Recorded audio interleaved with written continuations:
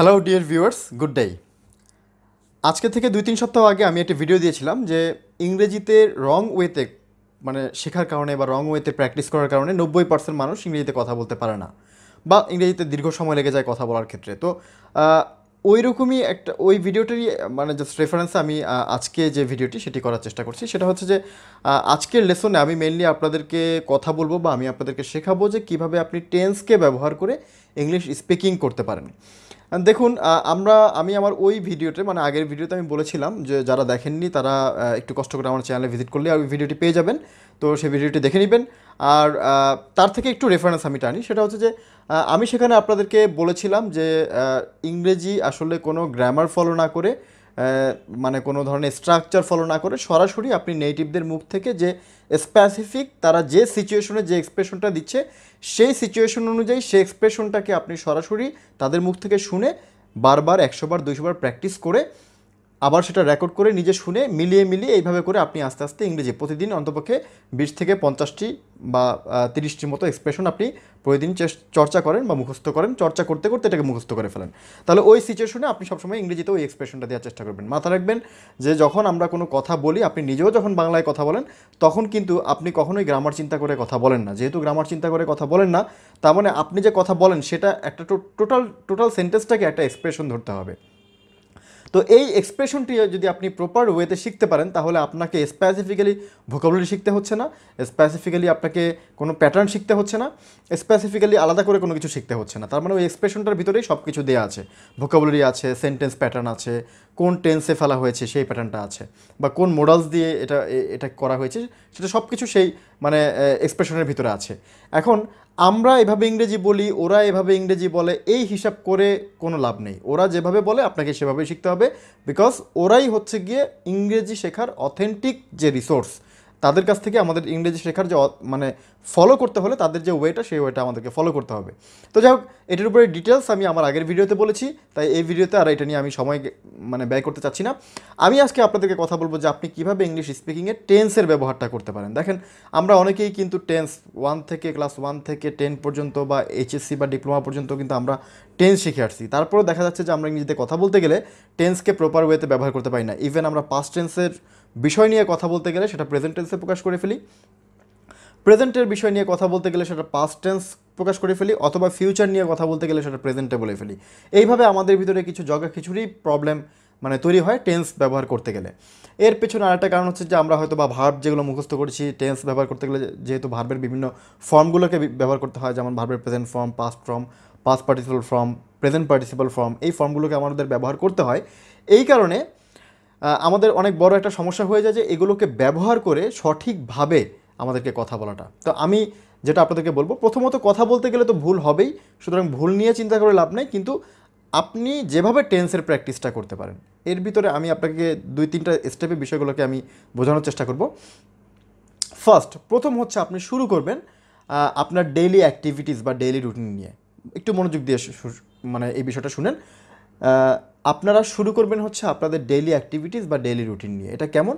যেমন আপনি গতকালকে সকাল থেকে রাত পর্যন্ত কি কি করেছিলেন, আবারও বলছি, গতকালকে সকাল থেকে রাত পর্যন্ত কি কি করেছিলেন সেই জিনিসগুলোকে আপনি নিজে নিজে বলার চেষ্টা করবেন, এবং অবশ্যই আপনি একবার দুইবার বলার চেষ্টা করার পরে তারপরে আপনি সেটা মোবাইলে রেকর্ড করবেন। রেকর্ড করে আপনি শুনবেন যে গতকালকের কথাগুলো আপনি কি পাস্ট ফর্মে বা পাস্ট টেন্সে বলেছিলেন কি না, এটা আপনি একটু খেয়াল করবেন। তারপর আপনি আজকে সারাদিনের যে অ্যাক্টিভিটিসগুলো আছে সেগুলো আপনি বলবেন, এবং নিয়মিত আজকে সারাদিনের অ্যাক্টিভিটিসগুলো তো আপনি নিয়মিত করেন। তো এই ধরনের যে অ্যাক্টিভিটিসগুলো আছে সেই অ্যাক্টিভিটিসগুলোকে এখন আপনি কী করছেন, সকালে কি করেছেন, এবং আপনি রেগুলার এই টাইমে কী করে যান, এই জাতীয় যে বিষয়গুলো সেগুলোকে আপনি বলার চেষ্টা করবেন। তাহলে সেটা প্রেজেন্ট টেন্সে বলেছেন কি না এই প্র্যাকটিসটা করলে প্রেজেন্ট টেন্সের প্র্যাকটিসটা হয়ে যাবে। সেক্ষেত্রে আপনি সেই কথাটাকে রেকর্ড করবেন, শুনবেন যে আপনি আপনার সমস্ত কথাগুলোকে প্রেজেন্ট টেন্সে বলেছেন কি না। একইভাবে আপনি আগামীকাল কী করবেন, আগামীকাল আপনার কী করার প্ল্যান সকাল থেকে রাত পর্যন্ত, সেই জিনিসটা আপনি আগামীকাল কী করবেন সেটা আপনি ফিউচার টেন্সে বলবেন, এবং সেটা কয়েকবার নিজে নিজে বলে তারপরে মোবাইলে রেকর্ড করবেন। তারপরে আপনি শুনবেন, দেখবেন আপনি আপনার কথাগুলোকে ফিউচার টেন্সে বলছেন কিনা। তার মানে এই 3টা দিন আপাতত আপনি 1 সপ্তাহ, এটা আমি প্রথম 1 সপ্তাহের কাজ আমি আপনাদেরকে দিয়ে দিচ্ছি। প্রথম 1 সপ্তাহ প্রতিদিন আপনি 3টা ডে নিয়ে কথা বলবেন। গতকাল, আজকে এবং আগামীকাল, এবং আগামীকাল কিন্তু আবার আজকে হয়ে যাবে, তাই আজকেটা হয়ে যাবে গতকাল। এইভাবে করে আপনি প্রতিদিনের যে অ্যাক্টিভিটিসগুলো আছে সেই প্রতিদিনের অ্যাক্টিভিটিসগুলো আপনি কথা বলার চেষ্টা করেন, এবং কথা বলার সময় আপনি খেয়াল করে দেখেন আপনি গতকালকের কথাগুলো যখন বলছেন তখন পাস্ট টেন্স ইউজ করে বলছেন কিনা, বর্তমান সময়ের কথাগুলো কি আপনি প্রেজেন্ট টেন্স ইউজ করে বলছেন কিনা, এবং আগামীকালকের যে কথাগুলো আছে সেগুলোকে আপনি ফিউচার টেন্স ইউজ করে বা ফিউচার টেন্স ব্যবহার করে কথা বলছেন কিনা। যদি না বলে থাকেন তাহলে সেগুলোকে এই এক সপ্তাহের প্র্যাকটিসে আশা করি যে গতকাল, আজকে এবং আগামীকালকের যে মানে স্পেসিফিক যে মানে কাজগুলো, সেই কাজগুলো আপনার এক সপ্তাহ যদি হয় তো ভালো, এক সপ্তাহ না হলে আপনি 2 সপ্তাহের চেষ্টা করবেন, 2 সপ্তাহ না হলে আপনি 3 সপ্তাহ চেষ্টা করবেন। এটাকে যতদিন পর্যন্ত আপনার সেই টেন্সটা ক্লিয়ার না হচ্ছে, অন্তপক্ষে এই 3 দিনের অ্যাক্টিভিটিসে আপনার টেন্স ক্লিয়ার না হচ্ছে, ততদিন পর্যন্ত আপনি বলে যাবেন। এটা হচ্ছে প্রথম একটা স্টেপ। দ্বিতীয় স্টেপে যে আপনি যেটা করবেন সেটা হচ্ছে যে দ্বিতীয় স্টেপে যখন আপনার এই কাজটা আপনি করবেন, মানে গতকালকের কথা আপনি পাস্ট টেন্সে বলতে পারবেন, আজকের বা বর্তমান সময়ের কথা আপনি প্রেজেন্ট টেন্সে বলতে পারবেন, এবং ভবিষ্যতের কথাগুলো আপনি ফিউচার টেন্সে আপনি যখন বলতে পারবেন, মানে আগামীকালকের কথাগুলো ফিউচার টেন্সে বলতে পারবেন, তখন আপনি আরেকটু বড় জায়গা নেন। মানে কথা বলার এখন তো আপনি গতকাল সারাদিনে বা আজকে সারাদিনের যে অ্যাক্টিভিটিসগুলো, এগুলো তো অনেক অ্যাক্টিভিটিস না, এগুলো হচ্ছে অল্প অ্যাক্টিভিটিস। তার মানে আপনি এগুলো দিয়ে কথা বললে সর্বোচ্চ হলে 15 থেকে 20 মিনিট কথা বলতে পারবেন নিজে নিজে যদি কথা বলেন। অনেক বেশি সময় কিন্তু আপনি কথা বলতে পারবেন না। তাহলে অনেক বেশি সময় আপনি কথা বলার জন্য আপনাকে এবার টাইমটাকে আরেকটু বাড়িয়ে নিতে হবে। তার মানে এবার আপনি 1 সপ্তাহ পরে বা 2 সপ্তাহ পরে আপনার যে যদি অলরেডি স্কিল যদি ওই বিষয়ে হয়ে যান, আপনি গত সপ্তাহে লাস্ট উইক আপনি কি করেছেন, আপনি এই সপ্তাহে কি করছেন, এবং আপনি আগামী সপ্তাহে কি করবেন, এই পুরো জিনিসটার একটা সামারাইজ বলার চেষ্টা করবেন। মানে মুখে মুখে প্র্যাকটিস করার চেষ্টা করবেন। যদি পার্টনার থাকে তাহলে পার্টনারের সাথে বলবেন, আর পার্টনার না থাকলে আপনার মোবাইল ফোনই আপনার পার্টনার, মোবাইলে আপনি সাউন্ড রেকর্ড বা ভিডিও রেকর্ড করে ফেলবেন। সেক্ষেত্রে দেখবেন যে আপনি এই জিনিসগুলো ভালোভাবে বলতে পারছেন। তাহলে আমরা টাইম আরেকটু বাড়ালাম, গত সপ্তাহ, এই সপ্তাহ এবং সামনের সপ্তাহ। পরের ধাপে আপনি আপনার গত মাস আপনি কি করেছিলেন, এই মাস আপনি কি করছেন, এবং আগামী মাসে আপনার কি কি করার প্ল্যান আছে সেটা নিয়ে আপনি কথা বলবেন। তার মানে আমরা টাইম আরেকটু বাড়ালাম। প্রথম হচ্ছে কি আমরা ডে দিয়ে শুরু করলাম, এরপর আমরা উইকগুলোকে নিয়ে শুরু করলাম, এরপরে হচ্ছে কি গত মাস নিয়ে শুরু করলাম। দেখা যায় যে গত মাসের টোটাল অ্যাক্টিভিটিসগুলোর যদি আপনি 40% আপনার যদি স্মরণ থাকে বা মনে থাকে, তার 30 থেকে 40% যদি আপনি বলতে চান, তাও মোটামুটি গত মাস নিয়ে আপনি মিনিমাম 10 মিনিট বলতে পারবেন। তাহলে বর্তমানে কি মাসে আপনার কি অ্যাক্টিভিটিস করছেন সেটা নিয়ে আপনি 10 মিনিট বলতে পারবেন, আগামী মাসে আপনার অ্যাক্টিভিটিস কি সেটা নিয়ে আপনি 10 মিনিট বলতে পারবেন। তাহলে এটা দিয়ে কিন্তু আপনার 30 মিনিট বলা হয়ে গেল। এখন আসেন এটাকে আমরা এবার আরেকটু বাড়াবো কি, গত বছর আপনার বছরটি কেমন কেটেছিল, কি কি মেমোরেবল স্পেসিফিক কি কি মেমোরেবল ডে আপনার গিয়েছে, দুঃখের দিনটা কেমন ছিল, সুখের দিনটা কেমন ছিল, এগুলো আপনি গত বছরটা নিয়ে ডিসক্রাইব করেন। অবশ্যই পাস্ট টেন্সে করছেন কিনা এটা খেয়াল করবেন রেকর্ড করার সময়। এবং এই বছর আপনার কেমন কাটছে, যেমন এই বছর আমরা করোনার কারণে ঘরে আটকে আছি, কত কত কিছু হচ্ছে আমাদের, মানে এই বছরে তো আমাদের আপনার লাইফে একটা রেডিক্যাল চেঞ্জ চলে আসছে, তাই না? এই চেঞ্জটা নিয়ে আপনি কথা বলেন, এবং আগামী বছর আপনার কী প্ল্যান সেটা নিয়ে আপনি কথা বলেন। তার মানে আমরা প্রথমে ডে দিয়ে শুরু করলাম, তারপরে উইক, তারপরে মান্থ, তারপরে হচ্ছে কি ইয়ার।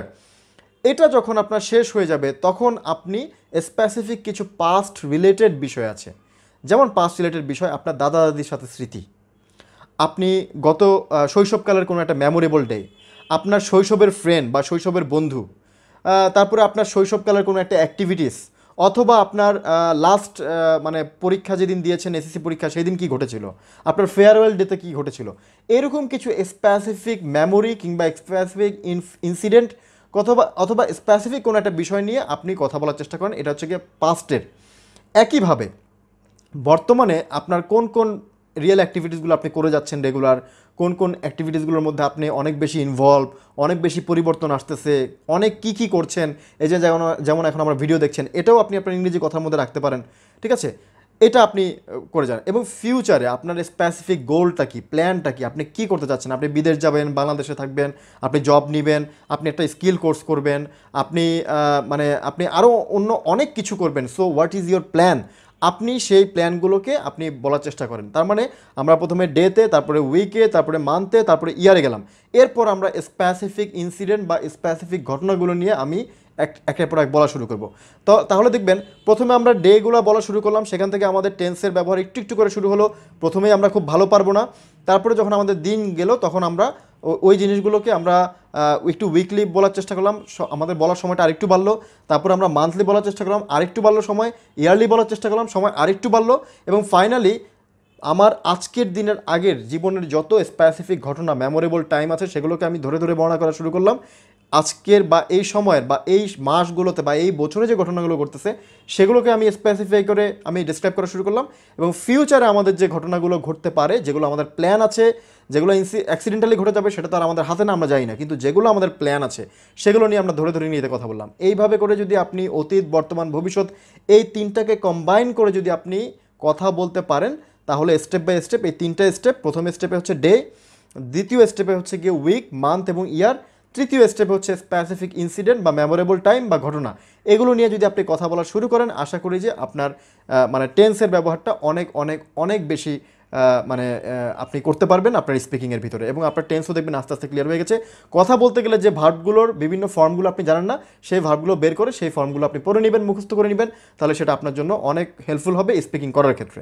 এটা এটা একটা ব্যাপার। আরেকটা ব্যাপার হচ্ছে গিয়ে যেটা আমি আইএলস যখন আমি টিচিং দিই, আইএলসে যেটা করে থাকি, আইএলসে যখন আমরা আইএলসের যে মডিউলটা আমরা যখন প্র্যাকটিস করাই তখন সেই মডিউলটা প্র্যাকটিস স্পিকিং মডিউলের কথা বলছি অবশ্যই। স্পিকিং মডিউলে কিন্তু আমাদের আইএলস পরীক্ষায় গ্রামার টেস্টটা করা হয়। তো সেই গ্রামার টেস্টে আমাদেরকে যেটা করতে হয় সেটা হচ্ছে যে পার্ট 1, পার্ট 2, পার্ট 3 তিনটা পার্ট আছে।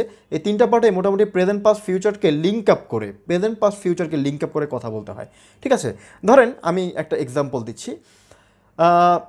I like to go to shopping. হ্যাঁ, আমি শপিংয়ে যেতে পছন্দ করি। I like to go to shopping.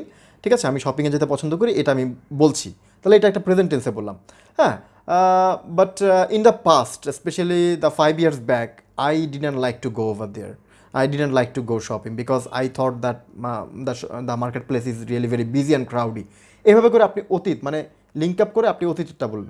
And in future I have a plan to go for shopping, not for long but for a short period. তাহলে দেখেন আমি কি করলাম, শপিং নিয়ে একটা কথা বললাম, তার সাথে রেফারেন্স টেনে অতীতে আমি ওই শপিংটাই করতাম কিনা সেটা বললাম, এবং ভবিষ্যতে আমি এই শপিংটা করব কিনা সেটা নিয়েও কিন্তু আমি বললাম। এইভাবে আপনি একটা করে স্টেটমেন্ট দিবেন, সেই স্টেটমেন্টের সাথে লিঙ্ক আপ করে তার সাথে আপনার অতীতটা বর্ণনা করবেন, করেন বা না করেন, এবং তার সাথে আপনার ফিউচারটা বর্ণনা করবেন। দেখবেন যে আপনার অতীত, বর্তমান, ভবিষ্যৎ লিঙ্ক আপ হয়ে গেছে। তখন সেটা দিয়ে আপনি মানে অনেক ভালো ইংরেজিতে মানে টেন্স ইউজ করে কথা বলতে পারবেন। এখন যেহেতু আইএলসের ক্ষেত্রে গ্রামার টেস্ট মানে স্পিকিংয়ে গ্রামার টেস্টটাও করা হয়, এই কারণে গ্রামার টেস্টকে প্রুভ করার জন্য আমাদেরকে অতীত, বর্তমান, ভবিষ্যৎকে লিঙ্ক আপ করে ইংরেজিতে কথা বলতে হয়। তো এই জিনিসটা আপনারা খেয়াল করবেন। আশা করি যে আপনারা মানে আপনাদের স্পিকিংয়ে টেন্সের ব্যবহারটা প্রপারলি খুব ভালোভাবে করতে পারবেন। ছোটোবেলা থেকে অনেক টেন্স শিখে আসছেন, অনেক টেন্স পারেন, কিন্তু এখনও আমি আমার অনেক স্টুডেন্টকে যদি টেন্স ধরি সে টেন্স বলতে পারে না, সে ধরতে পারে না এটা কোন টেন্সের মধ্যে পড়ছে। তাহলে সেই শিক্ষায় কোনো লাভ নেই, যে শিক্ষা আপনি মাথা ভারী করেছেন বাট আপনি এটাকে ইউজ করতে পারেন না। তাহলে আপনাকে ইউজ করা শিখতে হবে, আপনাকে প্রচুর কথা বলতে হবে। আমি আমার ওই ভিডিওটা মানে রং ওয়েতে ইংরেজি শেখার কারণে যে ভিডিওটা আছে সেটা একটু দেখে নেবেন, সেটার ভিডিও লিঙ্ক আমি আমার ভিডিও ডিসক্রিপশনে দিয়ে দিচ্ছি, সেটা একটু দেখে নেবেন। আর অবশ্যই আজকের যে ভিডিওর ফর্মুলাগুলো বলেছি সেগুলো একটু প্র্যাকটিস করার চেষ্টা করবেন। আশা করি যে আপনি আপনার ইংরেজির স্পিকিং যে মানে দুর্বলতাটা আছে এটা অনেকটাই কেটে যাবে, এবং একটু সময় বেশি লাগলেও আপনি খুব ভালো একজন স্পিকার হয়ে উঠবেন। তো ডিয়ার ভিউয়ার্স, আপনি আমার চ্যানেলে নতুন হয়ে থাকলে অবশ্যই চ্যানেলটি সাবস্ক্রাইব করে দিবেন, আর আমার এই ভিডিওটি যদি ভালো লাগে বন্ধুদের সাথে শেয়ার করতে ভুলবেন না। আজকের এই ভিডিওটি এই পর্যন্তই। আমাদের এই ভিডিওটি কেমন লাগলো অবশ্যই কমেন্টে জানাবেন। So thank you very much.